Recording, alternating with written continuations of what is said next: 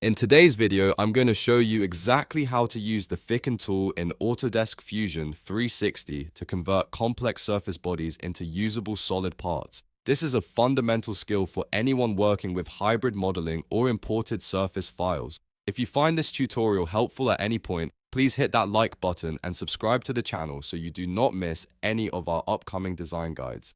Alright, let's jump right into the software and get started.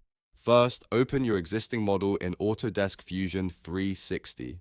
Before we apply the command, you need to make sure the object you want to use is truly a surface body. It is important to remember that the Thicken tool is designed specifically for zero thickness surfaces. It will not work on existing solid bodies because those already have volume. You can check this in your browser tree by looking for the orange surface icons. Once you have identified your surface, navigate to the top toolbar. You can find the command by going to the Create menu and selecting Thicken, or if you are already in the Surface Workspace tab, you can select Thicken from there as well. Now, the tool palette will open on the right side of your screen. Your first step is to select the specific surface body or faces you wish to thicken.